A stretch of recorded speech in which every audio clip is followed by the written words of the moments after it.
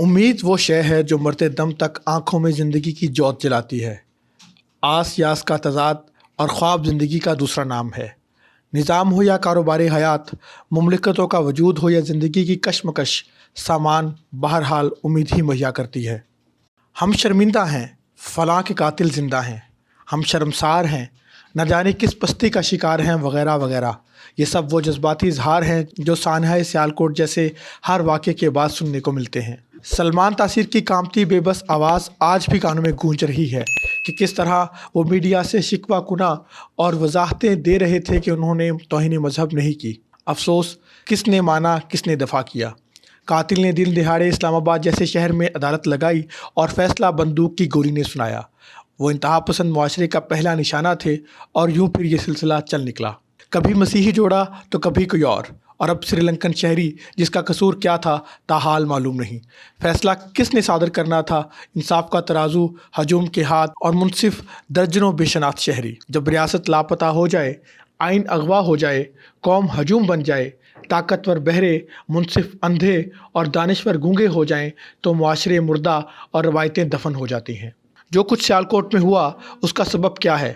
آئین کی عملداری کا نہ ہونا، نمائندہ حکومت کی عدم موجودگی یا جمہوری رویوں کا فقدان۔ یہ سب عوامل غیر سیاسی معاشرے کو جنم دیتے ہیں، جہاں طاقتور اشرافیہ اپنی بقا کے لیے غیر سیاسی اور غیر عوامی گروہوں کا سہارا لیتی ہے۔ یہ غیر سیاسی طاقت کے چھوٹے چھوٹے مراکز بڑی بڑی مصلحتوں کو جنم دیتے ہیں اور یوں ریاست ان کے سامنے گھٹنے ٹیک دیتی ہے۔ کمزور ریاست اور ناہموار معاشی نظام طبقاتی اور معاشرتی تفریق، یہ احساس محرومی، غم اور غصے کا سبب بنتے ہیں، جبکہ چھوٹے واقعات بڑے سانحوں کا پتہ دیتے ہیں اور بے خبری المیہ بن جاتی ہے۔ سیالکوٹ میں مذہبی انتہا پسندی کا مظاہرہ تو ہوا ہی، مگر سہارا معاشرتی ناہمواری نے بھی دیا۔ مذہبی جنونیت کا لبادہ اوڑھے بھوک، افلاس اور عدم انصاف بھی موت کی صورت رقصاں، وحشت ہر طرف ہر سو، اور ریاست کے آسیب زدہ بوسیدہ کھڑکتے کواڑ۔ بقول شاعر، چھالے کی طرح صحرا میں میرا خاک سری گھروندہ ویرانہ بن رہا ہے۔ سیاسی جماعتیں اپنی بنت میں، عسکری اشرافیہ اپنے مفادات کے لیے سرگرداں، حکمران سیاسی چالوں میں مصروف، عوام کے پاس مایوسی کے سوا کیا ہے؟ یہ سب چل ہی رہا تھا کہ پی ڈی ایم کے اہم اجلاس اور نتیجے میں 3 ماہ بعد انقلاب کی خبروں نے عوام کی رہی سہی امیدوں پر بھی برف ڈال دی۔ سردی کے موسم میں ٹھٹھرتے انقلاب کی خاطر بہار کے موسم کا انتظار کیا جا رہا ہے۔ بھلا سیاسی جماعتیں نہ ہوئیں، سماہی ڈرامے کی قسطیں ہو گئیں، عوامی ایجنڈا نئے سیزن کا ٹیزر اور انقلاب کی اگلی قسط کے منتظر عوام۔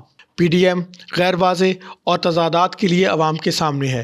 نون لیگ کی قیادت لندن میں اور باقی قیادت پاکستان میں خوبصورت سیاسی موسم کی منتظر ہے۔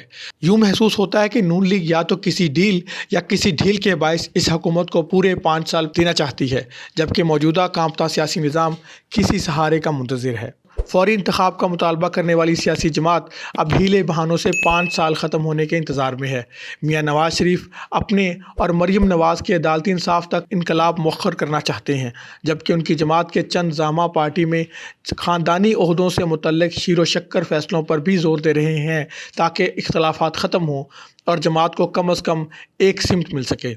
پی ڈی ایم کے حالیہ فیصلوں نے انقلاب کو تو سرد موسم میں ڈال ہی دیا ہے، مگر پی ڈی ایم کے مستقبل پر بھی اوس ڈال دی ہے۔ پی ڈی ایم کے ٹھٹھرتے انقلاب کے سیزن میں 4 ماہ باقی ہیں، عوام انتظار فرمائیں۔